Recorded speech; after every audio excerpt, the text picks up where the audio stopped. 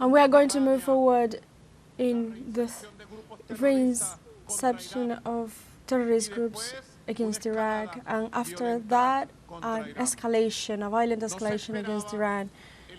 The Zionist regime didn't expect the capacity, military capacity that have been demonstrated by Iran. Today the world knows that the Islamic Republic of Iran, amid very hard circumstances, the capacity of Netanyahu. It is a hard supremacy. The groups, the Zionist group, have been using the terrorist attacks through threats, religious threats, and the head of state of Iran, and this is a threat against the leader of a country that has 90 million inhabitants, that is part of the United Nations. Where is the United Nations going, Mr. Secretary General Antonio Guterres? Where the United Nations system is heading to? Where is it going? How is it possible that a president of a country and the prime minister of another country could threaten the life of a chief of staff, a head of state? Where is the United Nations going, and why is the world heading to a third world war and a nuclear war? That is why I congratulate the Venezuelan people, men and women, that have been taken to the streets of Caracas and all the national territory to scream no to war, we want peace. They are manipulating a lot in the great empowers, media empowers. They are saying that the illegal attack of Israel and Netanyahu against the people, Pacific people, peaceful people of Iran, is because they are enriching uranium and are preparing an atomic bomb. So from Venezuela we want to ask a very simple question that a little boy and a little girl could ask. Or is it that it is forbidden in the world to utilize nuclear energy for a peaceful purpose? Who forbid that? Is it forbidden in the world to use uranium, to use it to develop energy and offer energy for the people? And another question, another spicy question, is it that in the world it was forbidden that the countries, is it forbidden for the countries to have an atomic bomb? I do agree that countries should not have atomic bombs, but the United Nations must boost an agreement to denuclearize all the countries of the world and all the countries that have and own nuclear bombs. From Venezuela we suggest that, and we propose this. Israel has an atomic bomb. So if Israel has an atomic bomb, it must be enforced to eliminate all the atomic bombs Israel has, and peace should prevail in the planet. We from Latin America have a treaty that do not allow the use of nuclear energy for military purposes. We have been using, through the Tlatelolco Treaty, we have been using nuclear energy for health purposes, and nuclear energy could be utilized in dozens of formulas for life, to produce energy, electric energy, to cure cancer. How do you think that radiations are made? How radiations against cancer were discovered? Is because it uses nuclear energy. Iran, due to religious purposes, has said this a million times. Iran has said this, that they are for an ethic belief through the Quran religious. It is forbidden for them the use of nuclear energy for nuclear bombs. This was said by the director of the intelligence agency, Tulsi Gabbard, for the current administration, said so in a report, a written report. Iran has no capacity and is not building an atomic bomb. And this was also said by the leader of the atomic bomb agency, an Italian man, Grossi is his name. He said so as well. Iran has mentioned this before. Netanyahu, who is the direct heir of Adolf Hitler, in his effort to put humanity towards a new world war, to dominate the world, as he has mentioned in several times, and the United States. I received a video to my account. Sometimes you at night scroll through some videos, and I received one yesterday, and I want to put it so you can see how Netanyahu is being the target of bullying, because he has been promoting this war for several decades, and he's been lying for several decades. In the same way that there was built a lie to invade Iraq, who mentioned that Saddam Hussein had powerful, massive arms of massive destruction, and it was a big lie. Today he has lied about Iran, and he's being amazed for the military superiority of Iran, which is being in its self-defense, has been exercising their legitimate right to self-defense. And as one of the highest authorities of Iran has mentioned, they have only utilized 5% of their real capacity, military capacity. And let's not mention their land combat. They are heirs of centuries of struggle, of legendary struggles. They spent 9 years battling in a war in their borders with Iraq, the Iraq of Saddam Hussein. NATO and the United States weaponized that conflict. Iran saw how 1 million women and men perished in this war, but Iran defeated the United States and also the Iraq of the Saddam Hussein. That's history. That's the history. That's the reality of the world we have.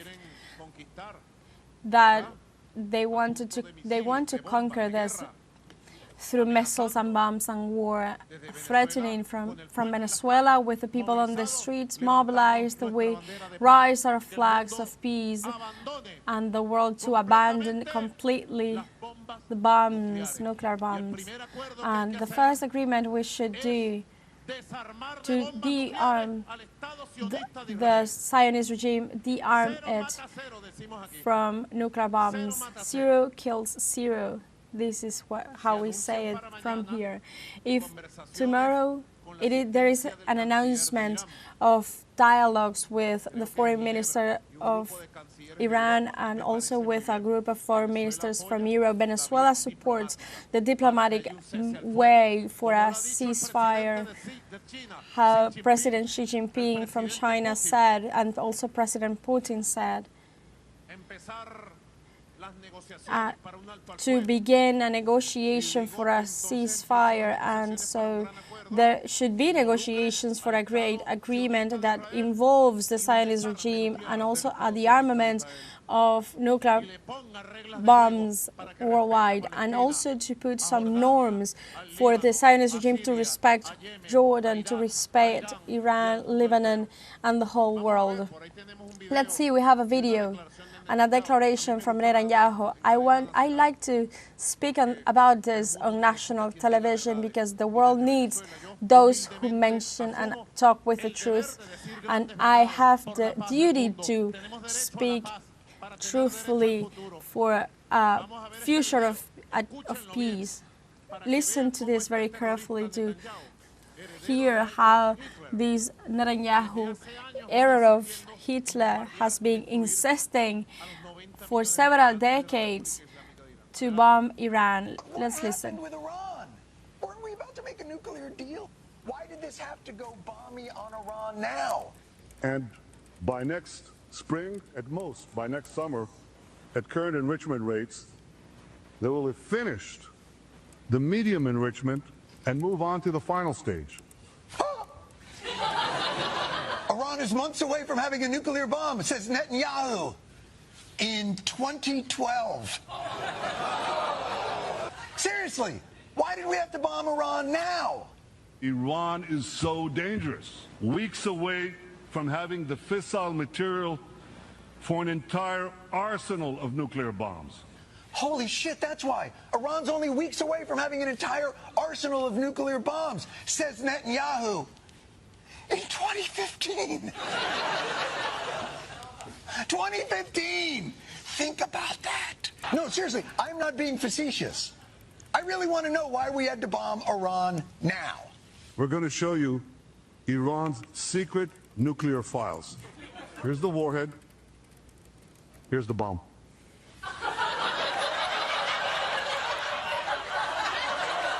And that's from 2018. And they make fun of them. If it wasn't so tragic, the situation, we could not be this worried. I want to mention here the implications of a nuclear war. They have announced the possible attack, as they have attempted so many times before but haven't succeeded, to keep bombing the nuclear facilities of Iran that have uranium. To destroy with bombs one of these facilities would mean that the whole continent, Asian continent, is going to be contaminated completely. The impact of contamination could reach millions of inhabitants from Asia, Africa, and beyond. Let's recall the contamination of Chernobyl power plant, and it was an accident. Imagine what would happen if bombs fell upon a nuclear facility. Donald Trump has commented on launching bombs that could destroy the power plants facilities that have uranium. How deep would be the contamination that could put at risk the lives of millions of inhabitants? You please put the camera close. This is the territory that was that belonged to Palestine. Then the United Nations decided to hand over part of that territory to build up the state of Israel, but with the condition of respecting the territory for a Palestinian state. Here it is, and this is the name, the West Bank, and this is the Gaza Strip that have been subjected to a genocide with thousands of deaths and also with many people living, the destruction of churches, homes, and the killing of thousands of children. They have wanted, they are going to impose an empire of control from here, from the Jordan River towards beyond Euphrates.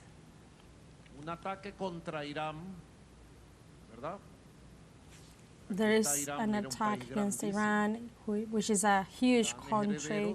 Iran is the heir of what it was at their time, the Persian Empire. You can research on this. And with all the tools of the artificial intelligence, I would highly recommend this. And this Asia, Western Asia, this is what it is called, the Middle East, which is a contamination, a destruction by bombs of the power plants that enriched uranium would imply a contamination, a total contamination to all of these countries, to Turkey, our beloved Turkey. This would be a direct contamination to also Iraq, which also have been subjected to bombs through lies of George Bush and killed millions of Iraqis by the Bush administration, also Lebanon, also Jordan. All of this are holy, sacred lands with great prophets like Abraham, where David was, where our Jesus Christ, Lord, was, and our great Mahoma. This is a sacred land, and it would have direct implications against our people from Kuwait, from United Arab Emirates, from Qatar, from Saudi Arabia, and let's not keep counting. The project of Benjamin Netanyahu is not to build this Zionist state. It is not that the purpose is not that. Their purpose is to control all the wealthiness that are inside this region, and also pursue afterwards the madness of conquer the world, like the same idea that had Hitler. This would be this could lead to a destructive World War III that would have already a nuclear purpose, as was advanced by Commander-in-Chief Fidel Castro. Here I have this idea. Benjamin Netanyahu declared so, and I wanted to check this, and he declared so today.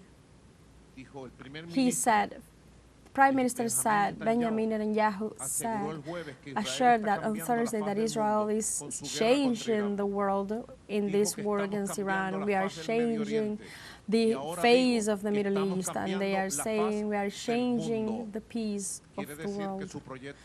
That means that his project is a worldwide project. It is a delirium. He is suffering a delirium, a Hitler delirium. And Venezuela calls for international law. We are calling for the great leaders of the world that have reacted. I want to Xi Jinping, Vladimir Putin, Tayyip Erdogan, to the Prince of Saudi Arabia, to the President El-Sisi from Egypt, and all kings, presidents, first prime ministers from the Middle East and Central Asia, from Asia, and also the United Nations to stop this madness of Benjamin Netanyahu that could lead us, the world, to a nuclear war that would be horrendous for the future of humanity. Venezuela says no to war, no to war, yes to peace.